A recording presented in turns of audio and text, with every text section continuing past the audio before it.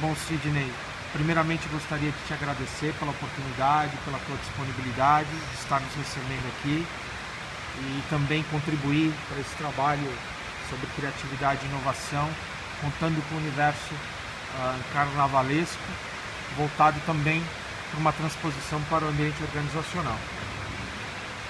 Primeira pergunta.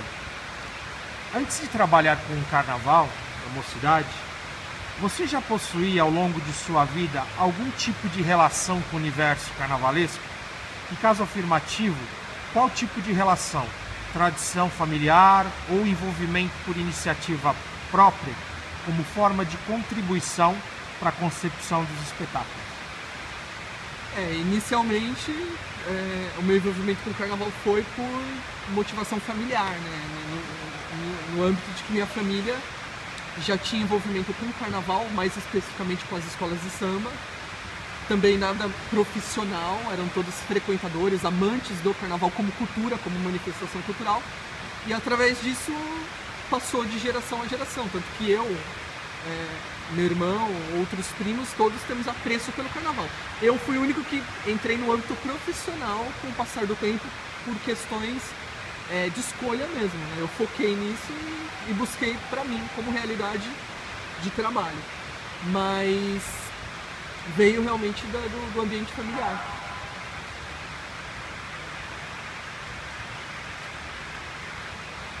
Quais os motivos que o levou a ser carnavalesco aqui na escola de samba? Principalmente a paixão pelo carnaval, mas assim, o carnaval em específico, as escolas de samba, o carnaval brasileiro, que não é só as escolas de samba, mas tem nas escolas de samba um dos seus maiores expoentes, digamos assim. Mas eu sempre vi na escola de samba uma magia muito grande na forma de conceber o espetáculo, de uma forma visual, artística. E isso desde pequeno me fez pesquisar quem eram os grandes nomes do carnaval, né? Quem eram as pessoas que davam forma, cor, conteúdo àquela festa. Já que eu sempre entendi que era uma manifestação popular, lógico, tinha envolvimento do povo na bateria, a porta-bandeira, a baiana, que era uma senhora que sempre representou a tradição, uma figura maternal dentro do samba. Mas o meu foco, a minha curiosidade era realmente quem organizava no sentido artístico tudo aquilo que estava passando, o diálogo de um carro alegórico para o outro, de uma ala para outra, aquela costura daquela história que estava sendo contada. E através dessa pesquisa dos grandes nomes, me fez querer ser igual a eles. Então existe aquela coisa do herói de infância. Então meus heróis de infância, diferente de outras crianças que conviviam comigo, que de repente eram um astro da TV, do cinema, ou uma figura dos quadrinhos, enfim, todo mundo tem a sua referência na infância, na pré-adolescência. A minha referência sempre foi Joãozinho 30, Renato Lage, Rosa Magalhães. Então assim, e não era um universo. Hoje nós temos o advento da internet, que faz com que você encontre pessoas que têm um gosto comum, né? Mas nesse grau de especificidade, né, o carnavalesco não tinha. Então era uma coisa muito latente, aquela coisa de você ficar esperando a cada ano para ver na TV, mas não tinha meio de conversar com outras pessoas. Então eu fui canalizando tudo isso de uma forma muito interna. Então eu fui fazendo cursos na área de criação, eu fiz cursos de desenho técnico, depois de desenho artístico, depois numa época mais informatizada, digamos assim, curso de AutoCAD, numa época muito inicial dessa ferramenta. Enfim, eu ia buscando elementos que de alguma maneira não me trouxessem um retorno imediato, já que a minha primeira formação não foi artística, né? Eu estudei economia, e antes de economia estudei eletrônica, né? Numa época de incerteza, não sabia o que eu queria, mas sempre com aquela coisinha guardada, aquele caderninho de desenho guardado em casa, e buscando meios de um dia aquilo se tornar realidade. Era um grande sonho, enfim. Daí eu vi a oportunidade de me envolver com o barracão da Mocidade Alegre, já que já era a minha escola, a escola que eu frequentava e que eu desfilava. E eu passei a frequentar o barracão da escola. E o antigo carnavalesco, ele me dava atenção para poder vivenciar e aprender muito daquilo. Então o que me levou a ser carnavalesco foi a paixão pelo carnaval como uma manifestação genuinamente brasileira. Então eu tinha aquela noção que era muito da minha identidade como brasileiro, né, como pessoa, assim como muitas crianças vão pelo futebol, principalmente o povo simples, enxerga no futebol e no carnaval inspiração para muita coisa, e eu vim dessa linhagem. Então o que me fez querer ser carnavalesco foi a paixão pelo carnaval, o orgulho pela cultura brasileira, e eu fui moldando, digamos assim, a minha construção, o meu conhecimento para chegar nesse ponto, até que eu consegui essa oportunidade e nela estou até hoje. Como é que se escolhe o tema e se começa a pensar aquilo que a escola vai apresentar no próximo ano, no próximo desfile? Então, cada escola de samba tem um molde para chegar nesse resultado. Claro que todas, por uma questão de formato do carnaval, dos desfiles das escolas de samba, precisam definir um enredo. Cada escola tem um formato. Aqui na Mocidade Alegre existe um certo praxe. Digamos que terminou um carnaval, né, a escola passa por um breve recesso de aproximadamente 10, 15 dias, coisa muito rápida. Começo de abril, final de março, a diretoria já se reúne e solicita que eu apresente no mínimo 3 ideias de enredo. Claro que hoje também, com o advento da internet, nós temos pessoas de todos os lugares do mundo que acompanham o carnaval e mais específico a escola e sugerem algumas coisas. Então, tudo que chega nos e-mails da escola, e-mail de comunicação, de marketing, cultural, secretaria, enfim, já criou o hábito de canalizar para mim. Então, todas as ideias que chegam pelas redes sociais, por e-mail, eles mandam a mim, eu faço uma espécie de uma triagem, junto com aqueles 3 que são os tradicionais, que eu sempre vou oferecer à escola, independente do que vier de fora. Eu faço uma peneira do que tem a cara, o perfil que é viável para a escola, já que existe um formato, e levo para essa primeira reunião com a diretoria. E aí inicia-se um período de discussão, de possibilidades. E aí o enredo ele é discutido segundo várias questões. Viabilidade financeira, principalmente identidade com a escola, já que a Mocidade Alegre é uma escola que ela tem, não é de hoje, não é dos tempos atuais, ela tem desde da década de 70, digamos assim, quando ela surgiu como uma força do carnaval paulistano, a tradição de oferecer enredos amplamente culturais. Então a Mocidade Alegre é uma escola que ela tem sempre enredos muito bem pesquisados, elaborados. Isso não vem dessa atual gestão, não vem de mim. Isso já é da tradição da escola. A escola é vaidosa ao escolher o seu tema. Sempre algo que tem um viés motivador muito forte, principalmente uma motivação interna que tem uma identificação com a comunidade. Então, escolher o enredo da Mocidade Alegre antes de uma solução artística também tem algo de quase que de herança cultural, ou seja, respeitar essa tradição da Mocidade Alegre de oferecer grandes temas para o Carnaval de São Paulo. Então, é claro que nem sempre esse carnaval vai ser vitorioso, mas a busca é sempre por orgulhar e por criar uma identidade do folião da escola com o tema.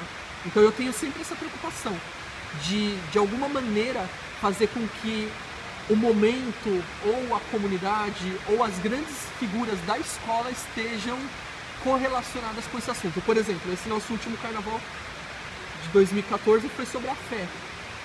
O nome do enredo, Andar com Fé eu vou, que a fé não costuma falhar.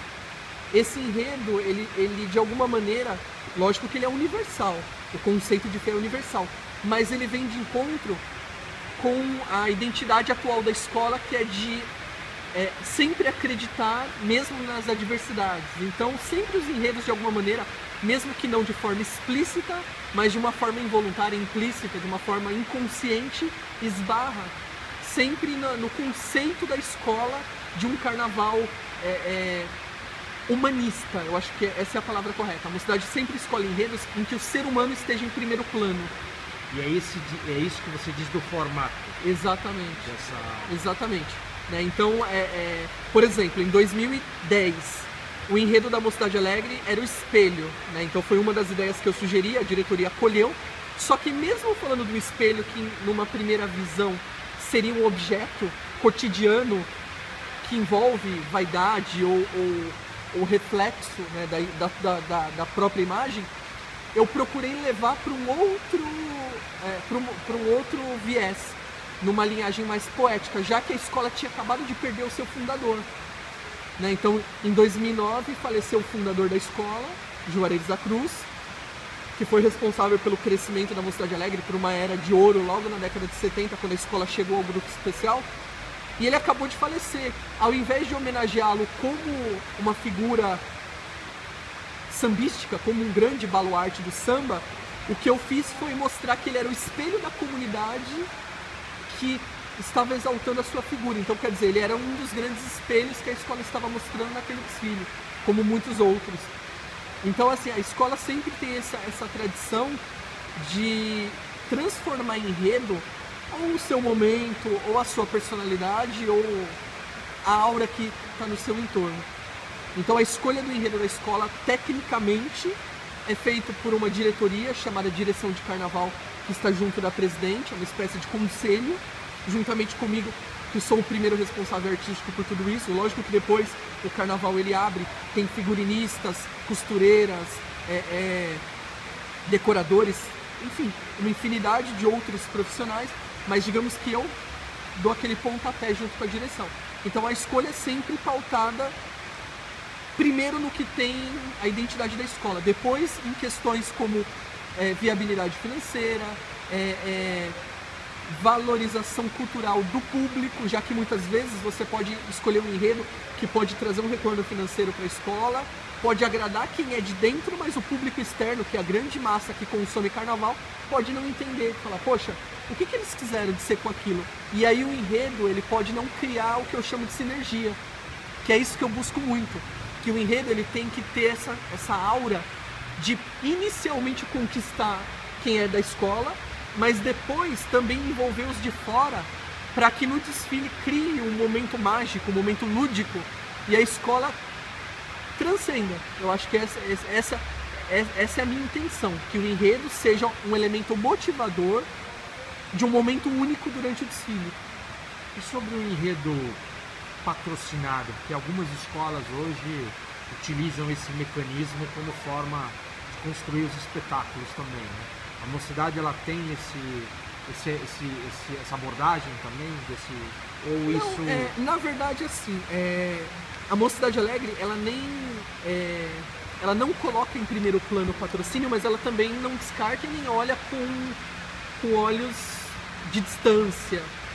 Hoje a gente entende o seguinte: se a gente conseguir um patrocínio que possibilite um carnaval forte, competitivo e que dignifique a comunidade, tá ótimo, tá perfeito. O que não dá é para você olhar só para um lado, só para o patrocínio e nem só para a escola com um olhar romântico, né?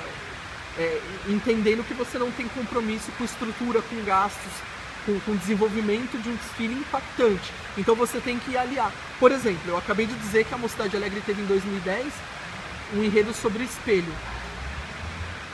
Nós, depois que escolhemos o enredo sobre o espelho, houve a possibilidade de uma parceria com uma multinacional do ramo de vidros automotivos e espelhos também. E aí acabou que rolou uma parceria tal, só que de uma forma muito sem colocar o âmbito do patrocínio em primeiro plano. Então, quando a Mocidade Alegre fecha um patrocínio, uma das condições junto ao parceiro é que o parceiro não é o primeiro plano. O primeiro plano é realmente o carnaval da escola enquanto produto cultural. Então isso é uma coisa muito bem resolvida na Mocidade.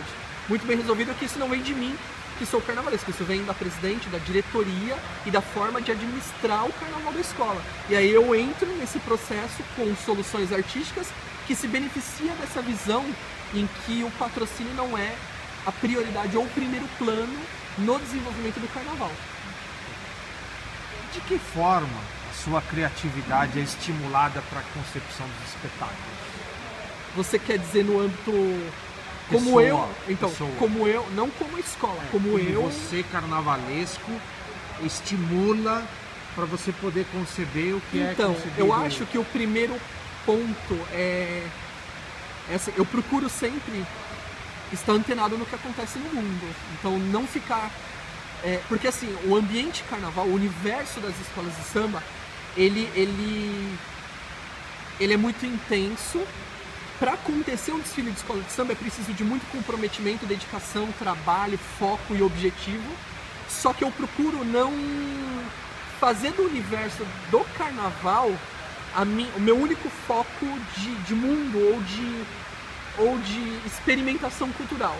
Então assim, eu estou sempre antenado no que o cinema oferece, no que o teatro oferece, as mostras.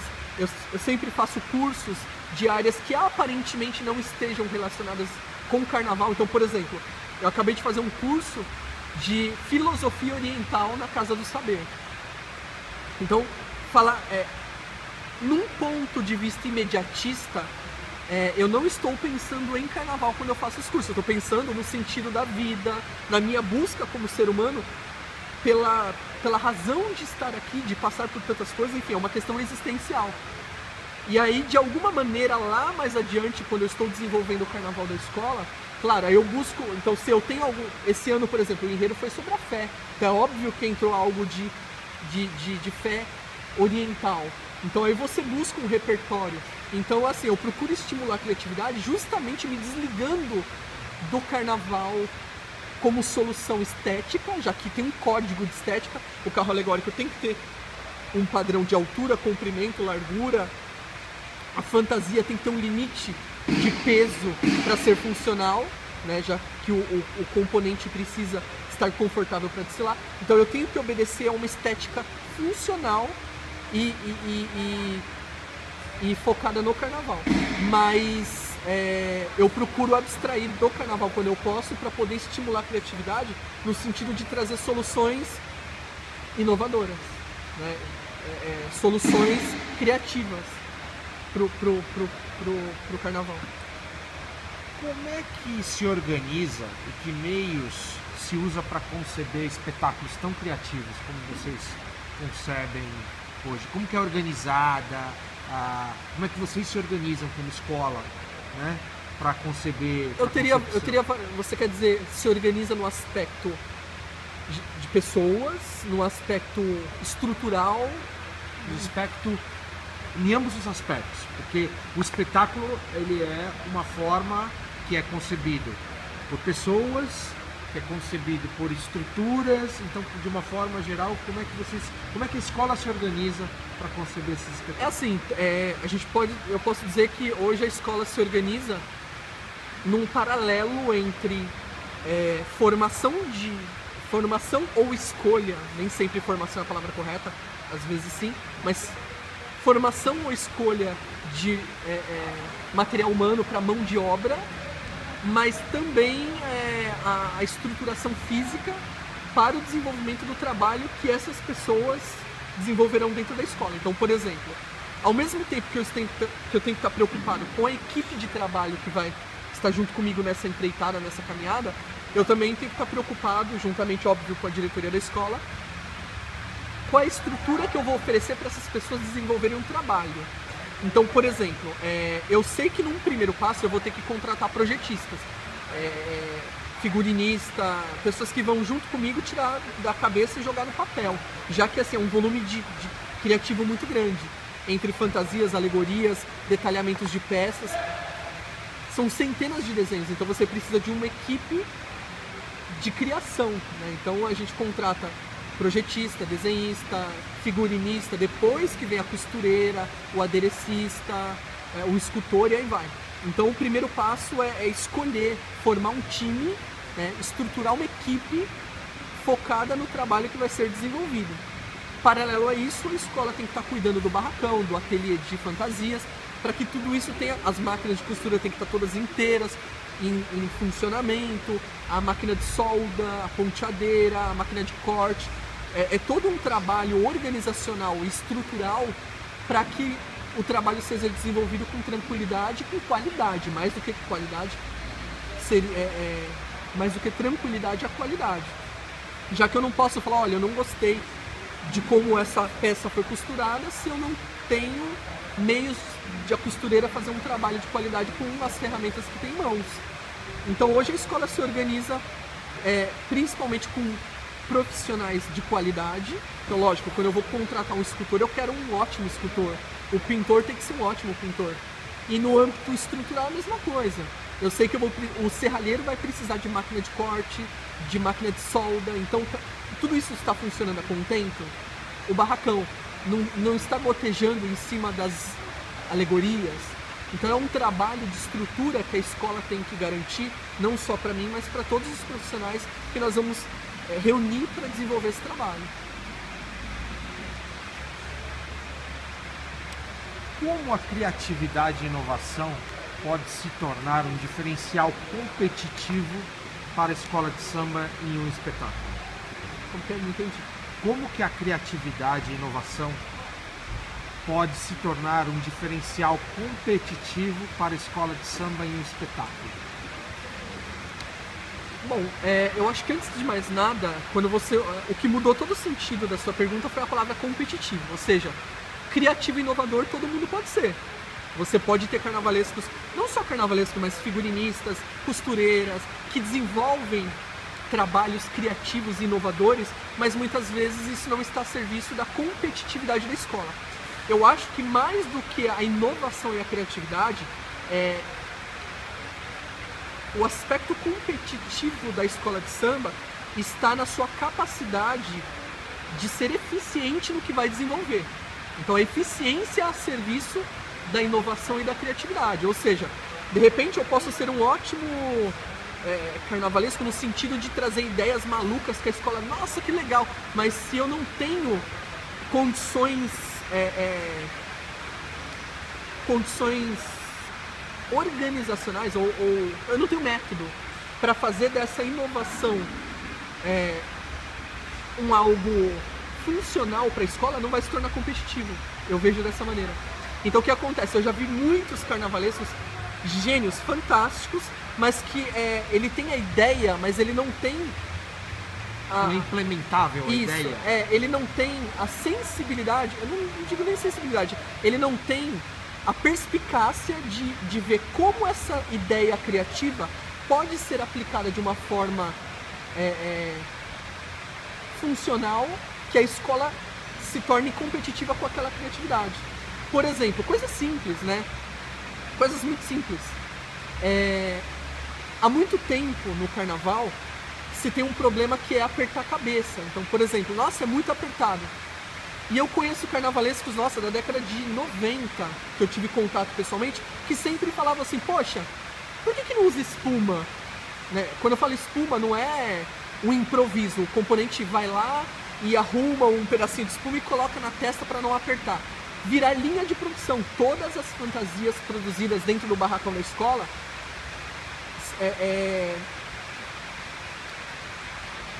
virem já com a espuma. O componente não precisa se preocupar com isso, porque já vai vir fofinho a estrutura de arame da cabeça. Então assim, só que ninguém fazia, por quê? Um falava assim, poxa, mas a espuma é cara. Outro falava, mas a escola já tem tantos custos, ainda colocar isso, o presidente não vai aceitar. Então de repente teve a criatividade, teve a inovação, mas não achou uma forma de unir a necessidade com essa inovação. Hoje é muito comum nas escolas fazer isso, talvez porque barateou o custo da espuma, ou até mesmo porque as escolas viram que o componente precisava de um conforto para poder dançar com tranquilidade, evoluir com tranquilidade. Então é isso que eu digo, então não adianta ser só inovador e criativo se você não sabe transformar aquela criatividade num aspecto funcional que sirva de uma maneira competitiva na performance da escola no seu desfile, entendeu? De que forma a comunidade é incentivada a ser criativa no apoio para a construção dos espetáculos? Olha, é assim, nem sempre você precisa que a comunidade seja criativa, né? Muitas vezes você precisa que a comunidade seja comprometida, né? Até porque tudo que chega à comunidade já chega com um padrão de criatividade já estabelecido e ela tem que executar um padrão de comportamento ou de atitude. Por exemplo, vou ser claro para você com essa minha resposta. Esse ano o tema da Mocidade Alegre era fé. O samba que foi escolhido para retratar, ele falava assim: de joelhos eu vou cantar, tenho fé de verdade, vou além, na mocidade o samba diz amém. Então o samba sugeria: de joelhos eu vou cantar. E aí a diretoria da escola, quando eu falo diretoria, a direção de harmonia, que é responsável pelos ensaios e pelo andamento do desfile, tiveram a ideia da escola ajoelhar durante o desfile. Então isso é inovador para o padrão de evolução do carnaval, não evolução no sentido de crescimento, evolução no sentido de desfile mesmo, de movimentação física dos componentes, né? Já que nem todo mundo sabe o que significa evolução para o carnaval. Então, teve essa ideia, os componentes têm que ajoelhar. Então, quando isso foi passado para os chefes de ala e para os coordenadores de ala da escola, que é a espinha dorsal do desfile, eles acharam aquela ideia fantástica e aceitaram o desafio. Não, vamos ensaiar para que todos os componentes ajoelhem em determinados momentos do desfile. Só que isso já chegou concebido para eles.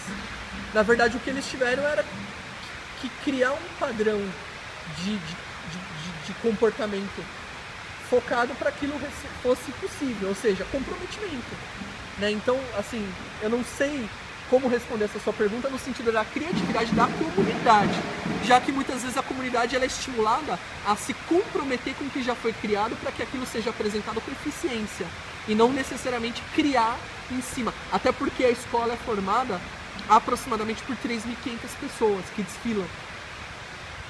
Então, se a gente for estimular a criatividade e absorver a criatividade dessas 3.500 pessoas, vai ser uma energia consumida tremenda para um resultado comum. Me ocorreu agora uma questão que talvez possa ser útil à sua resposta. Por exemplo, a escola tem vários canais de comunicação com a comunidade, e-mail, redes sociais, até mesmo aqui na própria escola, na própria quadra, durante os eventos, a diretoria é totalmente acessível à comunidade. Então, a escola está sempre antenada para ideias inovadoras e criativas. Então sempre surge, por que não, a receptividade da escola não é feita de tal forma? Ou por que a escola não cria um evento no palco, um show novo no palco? Então, assim, isso é criativo. Só que isso não é estimulado. Isso é absorvido pela escola. Então, se a comunidade propor soluções criativas para coisas que foram feitas sempre da mesma maneira e método, vai ser bem-vindo, vai ser bem recebido, mas isso não é necessariamente estimulado. Isso é absorvido e dentro das condições da escola é utilizado.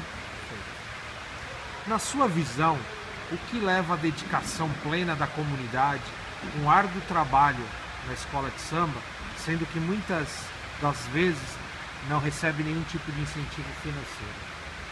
Se for sintetizar numa única palavra, é paixão, né? É difícil você dissociar tudo que é feito pelos voluntários, pelos foliões, pelas pessoas comprometidas com a escola, sem nenhum recurso financeiro ou benefício imediato. É difícil dissociar tudo isso, senão da paixão pelo carnaval e mais especificamente pela escola. As pessoas aceitam espontaneamente regras, não só regras de postura, regras de comportamento, mas regras de modelo de trabalho. Então muitas vezes a pessoa chega aqui e fala, olha, eu quero fazer tal coisa de tal jeito. A diretoria fala, não, mas só vai funcionar para o nosso resultado se for feito desse jeito. E a pessoa se molda, ela aceita, ela é flexível, porque ela sabe que aquela orientação é para o bem comum e não para o bem dela ou da própria diretoria, dos dois lados que estão naquele momento negociando aquele modelo de trabalho. Então, por exemplo, sendo mais específico com você, aqui na escola nós temos um departamento de eventos que organiza os ensaios, as festas, as reuniões, enfim, todas as atividades sociais ou de relacionamento da escola.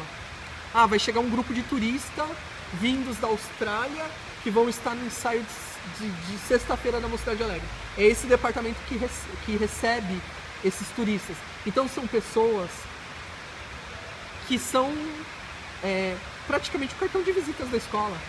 Dentre essas pessoas tem pessoas que falam inglês, espanhol.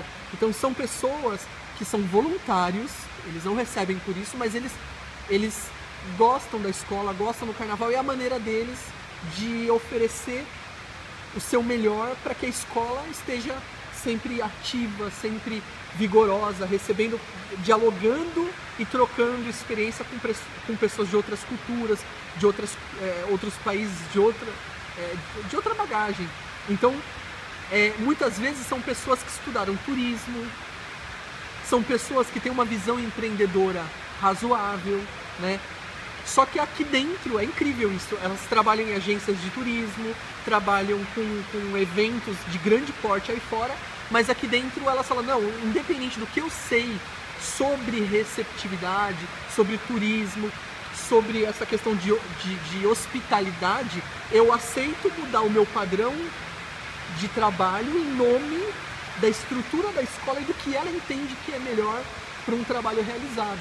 Então, assim, a pessoa, ela é muito flexível porque ela gosta do ambiente, ela é apaixonada pelo carnaval e ela acha que o que ela sabe, o conhecimento e a bagagem dela vão somar, mas não vão necessariamente moldar aquele ambiente, no caso, o ambiente escola de samba. E a mesma coisa, por exemplo, acontecem pessoas que falam, poxa, eu posso te ajudar no barracão a construir, a desenvolver a estética dos carros alegóricos voluntariamente? Acontece.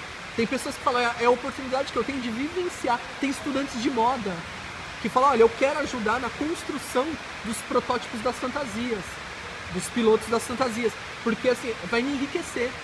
Eu vou oferecer o meu trabalho à escola, mas eu vou absorver de uma gama de conhecimento e porque a escola de samba constrói as fantasias de uma forma criativa e o mais econômico possível, porque tem que estar barata para o componente que vai comprar, não pode ser nada astronômico.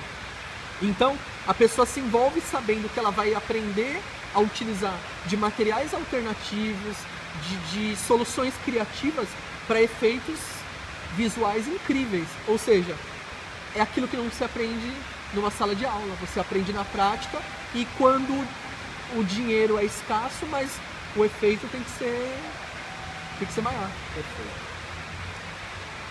O que é mais importante para a escola de samba? A vitória no carnaval, segundo os critérios técnicos do júri, ou o reconhecimento de seu público pelo espetáculo apresentado, mesmo que isso não represente a conquista do título? Olha, você quer saber eu, como profissional carnavalesco, ou você quer saber a instituição? Porque se eu for falar pela instituição, é óbvio que ganhar o carnaval é tão importante quanto ser consagrado pelo público. Já por uma questão assim, não é nenhuma questão não é nenhuma questão oportunista, não. É uma questão mesmo de sobrevivência. Sabe? É quase que um darwinismo, é quase que uma lei da sobrevivência. Porque assim, se a escola ganha, ela entra em evidência. Entrando em evidência, ela atrai mais investidores, ela atrai mais parceiros e patrocinadores. E a partir do momento que ela tem uma grande procura, ela pode escolher um parceiro que não impõe a ela um modelo de desenvolvimento de carnaval que vai distorcer a sua cultura, a sua verdade enquanto instituição escola de samba. Então, quer dizer, o resultado, ele traz visibilidade e uma certa independência para a escola na gestão do seu próprio carnaval. Ou seja, cria uma ciranda, um círculo vicioso, em que quanto mais a escola ganha, mais visibilidade ela tem e mais recursos ela atrai para ficar autônoma, para ela não depender de órgãos externos que vão dizer como ela tem que desenvolver o seu próprio carnaval.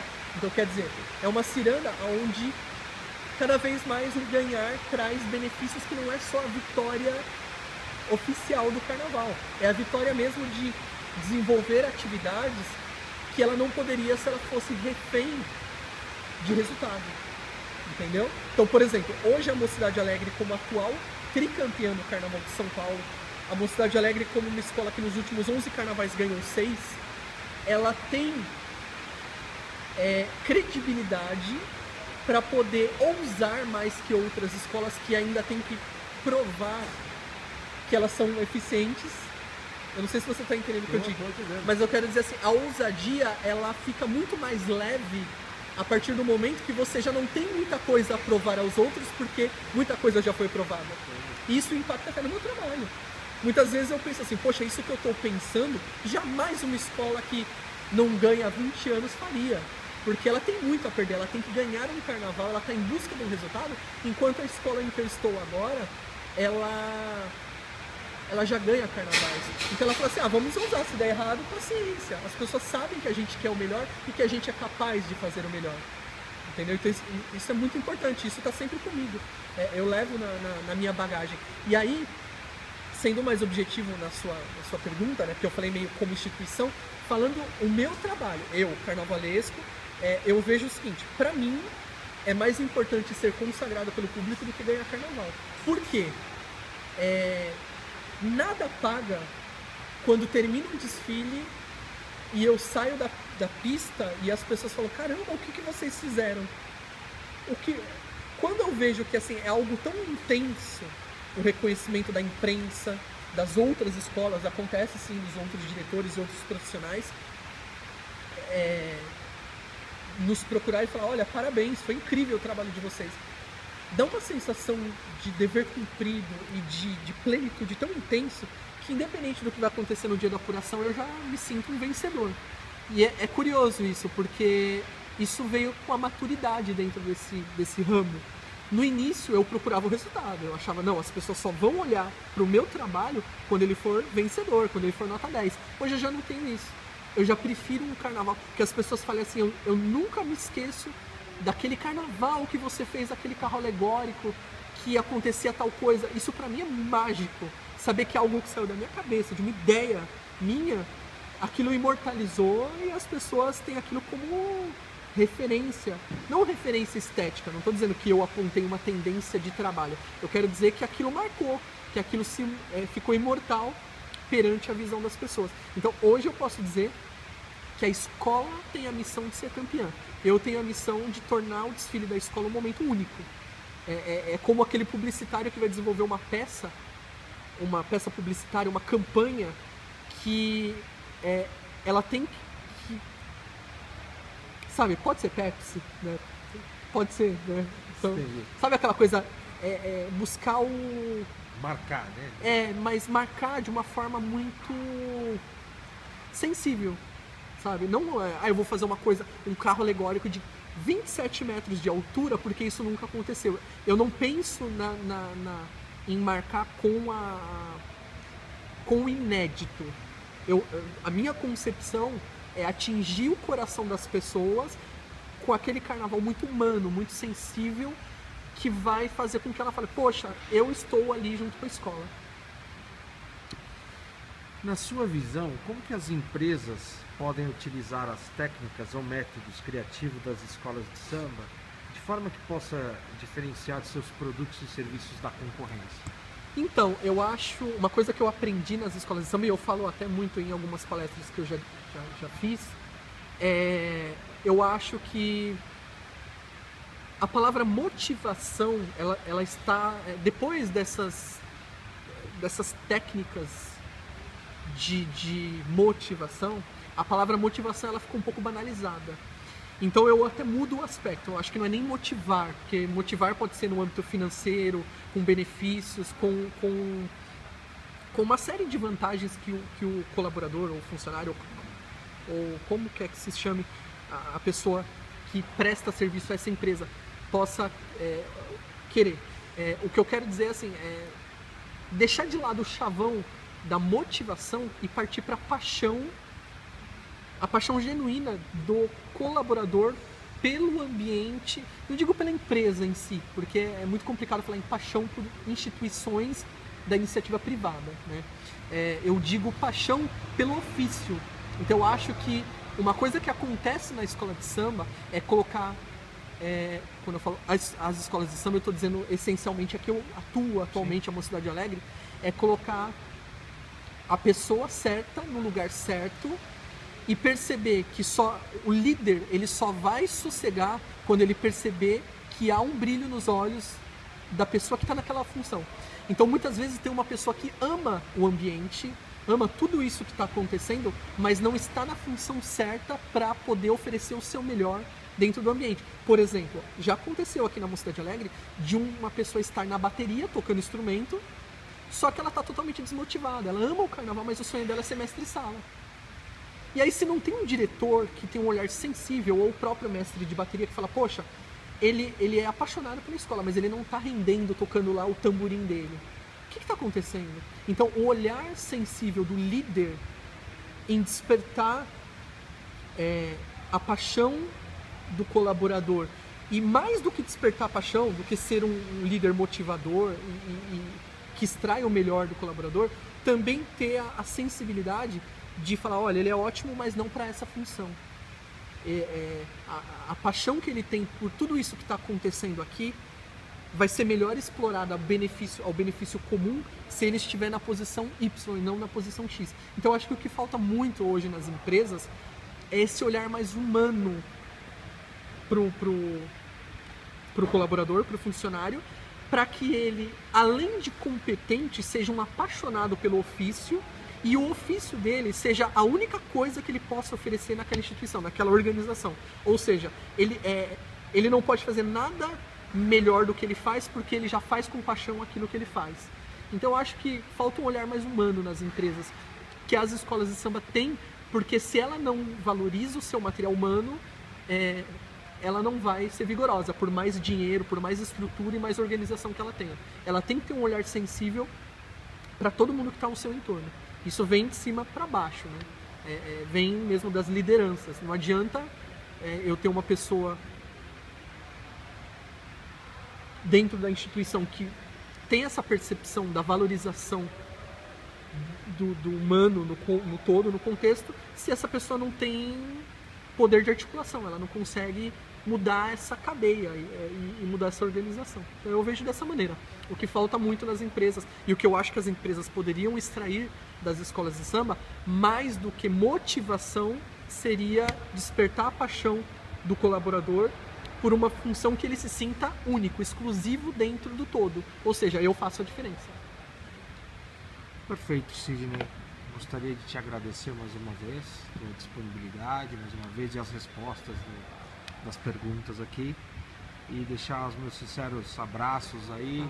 E um bom carnaval novamente pra gente em 2015, né? Que sejamos aí felizes aí, conseguimos construir um espetáculo cada vez mais criativo, inovador e competitivo, né? Com certeza, com certeza. Isso aí, vamos colocar a inovação e a criatividade a serviço do resultado, né? Que eu acho que o ser humano ele cresce nisso, percebendo que tudo que é desenvolvido, tudo que é proposto, e aí a gente entra no campo da inovação porque é uma proposta, a inovação e a criatividade é sempre a partir de uma solução não necessariamente nova, mas uma possibilidade de fazer algo que sempre foi feito de uma maneira diferente. Eu acho que o ser humano cresce quando ele usa esse espírito criativo, inovador e empreendedor a serviço do seu progresso, a serviço do bem, não do bem individual, mas do bem comum, né? Já que tudo isso é compartilhado. Obrigado. Então, parabéns aí pelo trabalho. Obrigado.